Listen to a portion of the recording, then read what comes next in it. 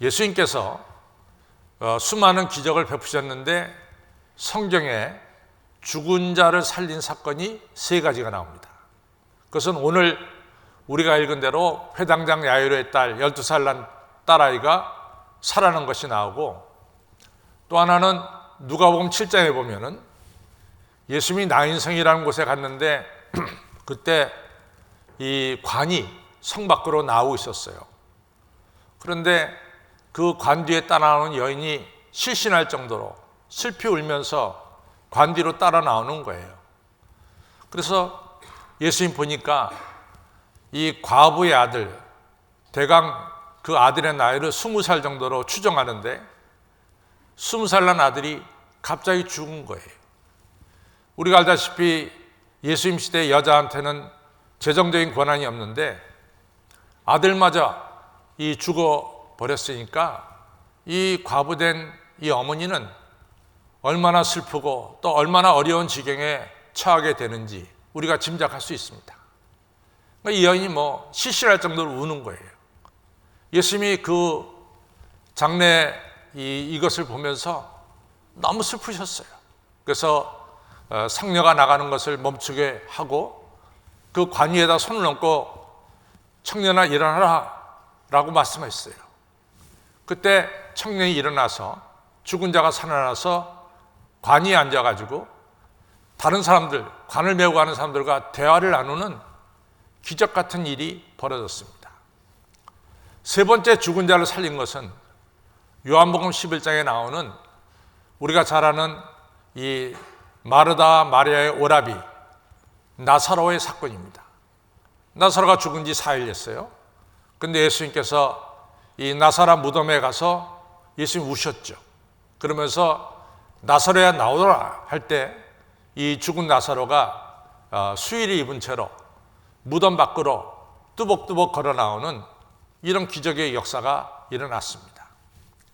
근데 오늘 이 12살 난 딸 아이가 살아나고 또 이 청년, 나인성 과부의 아들 청년이 살아나고 또 이 죽은 나사로가 살아난 것, 죽었다가 살아난 것, 보통 중요한 사건이 아니죠. 보통 중요한 사건이 아닙니다.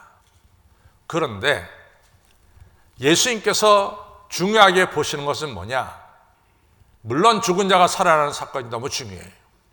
그러나 더 중요한 것은 바로 그 사람이 구원을 받아야 된다고 하는 사실이에요. 그 사람이 구원을 받아야 된다는 사실입니다. 제가 이제 영국 소설가 중에 오스카 와일드라고 하는 사람의 이야기를 가끔 합니다. 근데 이 오스카 와일드는 참 이 성경을 바탕으로 해서 짧은 글을 많이 썼는데 그 사람의 글은 오늘 우리들에게 예수님 믿는 여러분과 저에게 많은 감동을 끼치고 있어요.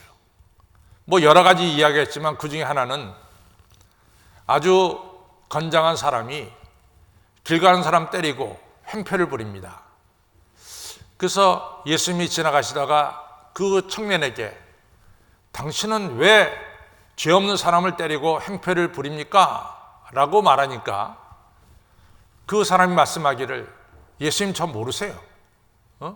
제가 중풍병 걸렸을 때 그리고 들것에 누워있을 때 예수님이 오셔서 저를 고쳐주셔서 제가 건강한 몸 되지 않았습니까? 제가 이 건강한 몸 가지고 지금 사람도 때리고 행패도 부리고 있습니다. 이렇게 얘기하는 거예요. 바로 오스카 와일드는 여러분과 저가 예수님께 나와서 기도하죠. 하나님, 이 질병을 좀 고쳐주십시오. 하나님, 너무 가난합니다. 먹을 것을 좀 주세요. 하나님, 내 아들, 딸의 직장을 좀 허락해 주세요. 우리가 간절하게 기도한단 말이죠.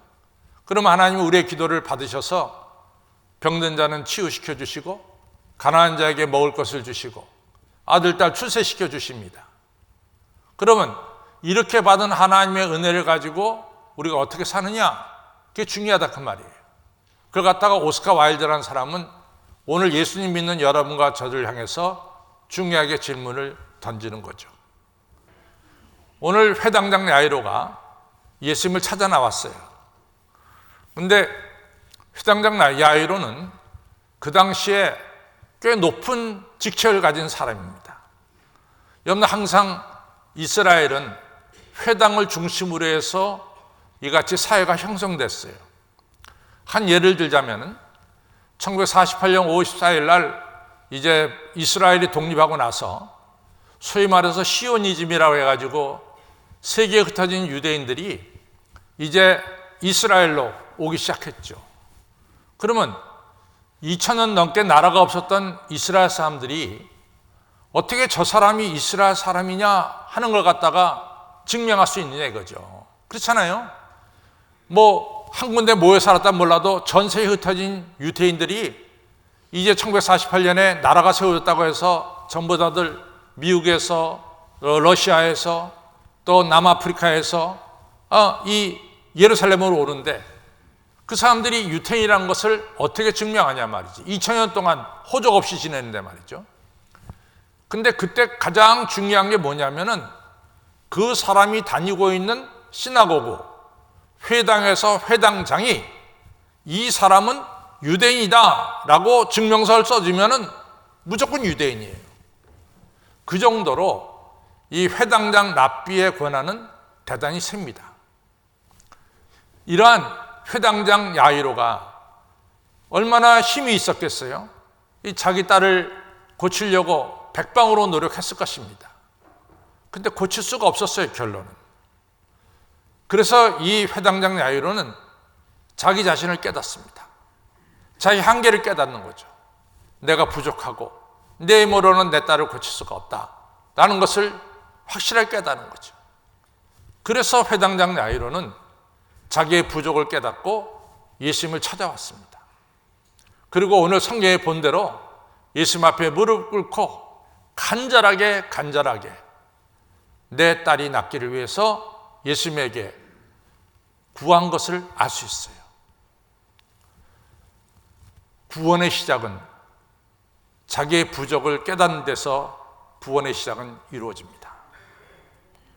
자기의 부족을 깨닫지 않고는 우린 구원받은 자의 삶을 살아갈 수가 없어요. 여러분과 저가 모자람을 깨달을 때, 부족함을 깨달을 때 바로 거기서부터 구원의 길은 시작이 되는 거예요. 우리가 뭐 쉽게 교만한 자 하면 잘났다, 다른 사람들 머리 위에 걸어다니는 자가 교만한 자다, 뭐 이렇게 얘기합니다. 근데 성경에서 말하는 교만한 자는 아주 정확해요. 하나님을 필요로 하지 않는 자입니다. 하나님을 필요로 하지 않는 자가 바로 성경에서 말하는 교만한 자예요. 겸손한 자는 뭐냐? 하나님의 은혜가 아니면 살아갈 수가 없다라고 깨닫는 자가 겸손한 자예요. 바로 회당장 야이로는 사회적으로는 높은 위치에 있었지만도 자기 자신을 알았어요. 그래서 자기의 부족을 깨닫고 예수님께 나온 거예요. 여러분들 요한복음 3장에 나오는 니고데모도 그렇습니다. 니고데모도 그가 산헤드린 의원이고 또 이스라엘 선생으로서 꽤나 사람들에게 존경받는 위치에 있었지만도 니고데모는 알았어요. 자기가 지식으로 구원의 확신이 없다는 것을 알았어요. 그래서 한밤중에 예수님을 찾아온 거예요. 그래서 어떻게 하면 영생을 얻겠느냐고 물어본 거예요. 그러니까 니고데모가 예수님의 제자가 되고 구원받은 자가 되는 거죠. 또 누가복음 19장에 나오는 삭개오도 마찬가지예요. 삭개오는 여리고라고 하는 큰 도시의 국세청장입니다. 세리장입니다. 물질적으로 모자람이 없는 사람입니다. 사람들이 다 삭개오 앞에 머리를 숙여요. 왜? 삭개오한테 머리 숙여야지 세금이 좀 내려가니까 삭개오 앞에 머리를 숙여요. 그러나 삭개오는 아무리 돈을 가졌어도, 아무리 사람들이 자기에게 절을 해도 자기 자신을 깨달은 거예요. 자기는 모자란 사람이고 부족한 사람이고, 그래서 예수님을 만나야 된다고 하는 이런 분명한 자기의 부족을 깨달았죠. 그래서 뽕라임에 올라가서 예수님을 쳐다본 거죠. 여러분, 그렇습니다. 누가 구원받은 자의 삶을 먼저 시작하느냐? 그것은 나의 부족을 깨닫고 예수님께 찾아 나온 자들이 구원받은 자의 삶을 시작할 수가 있는 거예요. 오늘 예배드리는 여러분들은 다 자신의 부족을 깨닫고 나는 주님의 은혜가 아니면 살아갈 수가 없습니다라고 하는 이런 마음을 다 품었기를 바랍니다. 그래야만이 여러분들이 구원받은 자의 삶을 살아갈 수가 있어요. 성경에 보면요, 예수님 앞에 나온 사람들 많이 있어요. 마태복음 22장에 보면은 바리새인이 예수님 앞에 나왔어요. 이 사람이 예수님 앞에 나온 것은 예수님을 갖다가 잡아놓으려고 나온 거예요. 뭐 자기의 부족을 깨닫고 나온 것이 아니라 예수님에게 흠집을 잡고 예수님의 그 흠으로 말미암아 예수님을 로마에게 넘기려고 나온 거예요.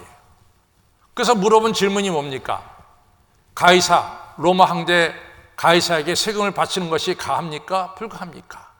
아주 까다로운 질문을 예수님에게 던진 거죠. 그 바리새인은 예수님 앞에 나왔지만은 자기의 부족을 깨닫고 나온 것이 아닙니다. 예수님을 잡아놓으려고 나온 겁니다. 그 뒤에 또 사두개파 사람들이 나왔어요. 그 사람들은 왜 나왔느냐? 예수님이 말씀하는 부활은 틀린 거다 이거죠. 예수님 말씀하신 부활이라고 하는 것은 없는 건데 저 예수라는 사람이 거짓 증언을 한다 이거죠. 그래서 이 사두개파 사람들이 나와서 예수님이 잘못 알고 있는 것을 가르쳐 주려고 뭐 어떤 그 큰 며느리한테 시동생들 뭐 6명, 7명이 다 장가 갔는데 나중에 하늘나라 가면 누구의 이 여자는 누구의 부인이 되겠습니까? 이상한 질문을 던진 거예요. 그러니까 예수님께서는 하늘나라는 죽은 자의 하늘나라가 아니다 말이지. 이러면서 말씀하셨죠. 이 사두개파 사람은 자기가 잘났어요. 예수님은 틀렸고 그걸 고치려고 나온 거죠. 그것도 잘못된 거죠. 또 마태복음 21장에는 대제사장이 예수님께 나왔습니다. 왜 나왔습니까? 예수님이 21장에서 성전을 청소했거든요. 장사하는 사람을 내쫓았거든요. 당신 무슨 권한으로 이 성전을 청소하오? 예수님에게 따지려고 나온 거예요. 여러 각도에서 예수님 나올 수 있습니다. 그러나 다 예수님께 나와서 다 구원받는 것이 아니라 구원받는 사람은 첫째로 나의 부족함을 깨닫고 나는 예수님의 은혜가 아니면 살아갈 수가 없습니다 라고 하는 이런 마음으로 예수님 앞에 나와야 될 줄로 믿습니다. 아무쪼록 오늘 예배드리는 여러분들은 나는 주님의 은혜가 아니면 살아갈 수가 없습니다. 나는 부족한 사람입니다. 이런 마음 가지고 이 시간 예배드리는 여러 성도님들이 되시기를 바랍니다. 더 중요한 것은 우리가 이왕에 예수님 앞에 부족함을 느끼면서 나왔다면 오늘 우리가 채워야 돼요. 하나님의 은혜가 우리 안에 채워져야 돼요. 그냥 맹숭맹숭하게 나 부족해서 나왔지만은 은혜 주셔도 좋고 안 주셔도 좋고 그래서는 안 되는 거예요. 여러분과 제가 정말 부족하면서 나왔으면은 간절한 마음으로 하나님의 은혜를 받도록 우리가 노력을 해야 됩니다. 오늘 회당장 야이로를 보세요. 이 사람이 무릎을 꿇었어요. 무릎을 꿇었습니다. 그리고 간절하게 예수님에게 요청을 했어요. 근데 이제 사실은 항상 이제 저도 마찬가지지만은 제가 이제 기도 마칠 때 감사하며 간절히 기도드립니다. 이게 제 기도의 패턴이에요. 근데 이제 간절한 마음을 갖는데 저는 이 간절이라고 하는 것을 생각할 적에 늘 스티브 잡스가 얘기한 게 생각이 나요. 정말 내가 stay hungry, 정말 헝그리한 마음으로 있느냐? stay foolish, 우직한 마음으로 내가 하나님께 구하고 있느냐? 내 스스로 물어보고 있어요.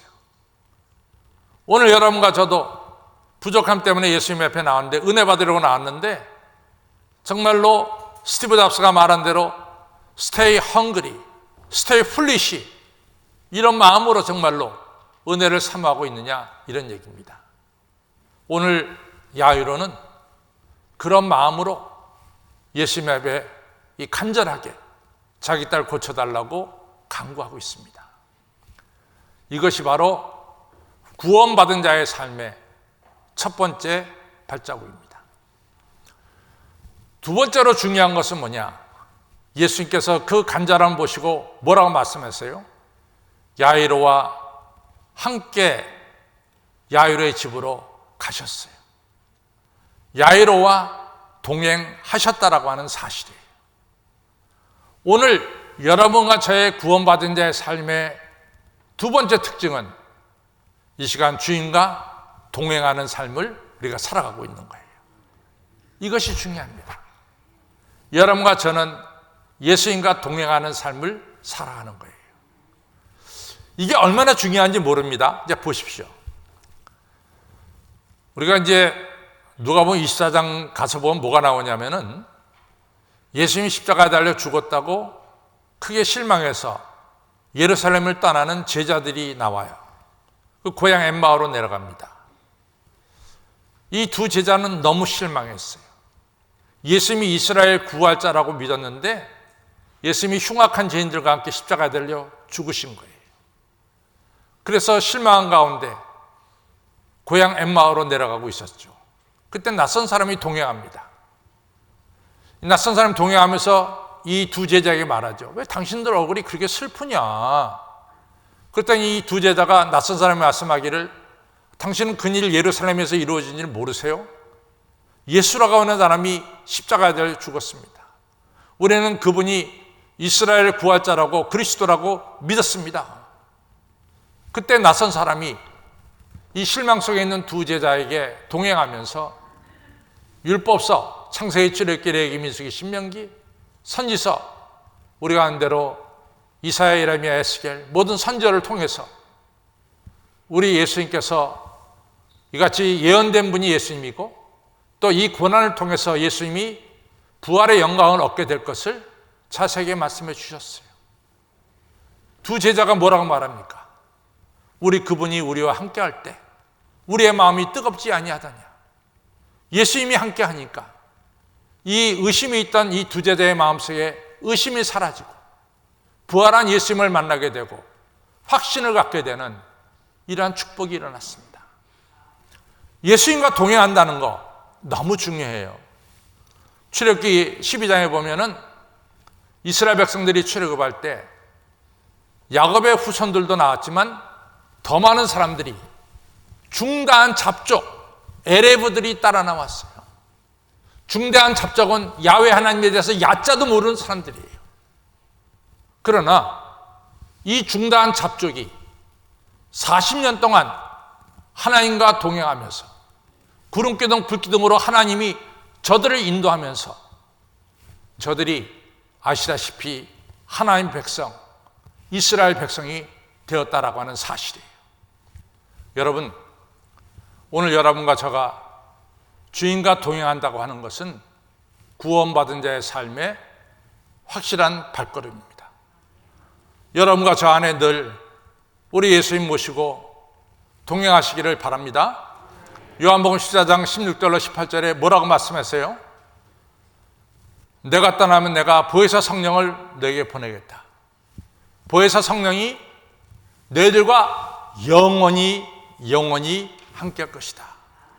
절대로 내가 너희를 고아처럼 내버려 두지 않겠다. 우리 안에 성령님 계신다는 것은 뭘 말합니까? 예수님이 우리 안에 계신다는 거예요. 여러분과 저 안에 성령님 계신다는 것은 예수님과 동행한다는 것을 의미합니다. 따라서 중요한 것은 뭐냐? 예수님 보내신 보혜사 성령, 우리 안에 계신 성령님을 우리가 소중히 여겨야 돼요. 성령님의 감동을 소중히 여겨야 돼요. 늘 성령님이 우리 안에 충만할 수 있도록 여러분과 저는 기도해야 되고 성령님을 사모해야 되고 성령님의 가르침에 순종해야 될 줄로 믿습니다. 우리가 이같이 예수님과 동행할 때 참 놀라운 사건이 많이 일어나요. 오늘 야이로가 예수님과 함께 자기 집으로 가는데 뭐가 나오냐? 자기 집에 종이 탁 나오더니 주인님 딸 죽었어요. 죽었습니다. 더 이상 예수님 괴롭히지 마세요. 죽었습니다. 죽은 딸인데 예수님 와봐야 소용없습니다. 실망스러운 얘기를 합니다. 죽었다 그 말이야. 끝났다 이거지. 더 이상 예수님께서 오실 필요가 없다 이거지. 그러니까 회당장 야이로의 마음이 당연히 흔들리겠죠. 야, 내 딸이 죽었다니 흔들릴 거예요. 그때 예수님이 한 말씀 하십니다. 야이로라, 두려워 말라. 두려워 말라. 그리고 믿기만 하라. 여러분, 우리가 주님과 동행할 때 주님이 주시는 은혜입니다. 우리가 여러 가지 실망스러운 일들, 우리 안에 걱정스러운 일들, 두려운 일들이 우리에게 닥칠 때 내 안에 계신 예수님께서 말씀하십니다. 아무개야, 두려워하지 말아라. 두려워하지 말고 하나님만 믿어라. 이 말씀 하시는 거죠. 그리고 회당장 야이로의 집에 도착했어요. 이미 죽었기 때문에 모든 장례 절차를 준비하고 시작하는 거죠.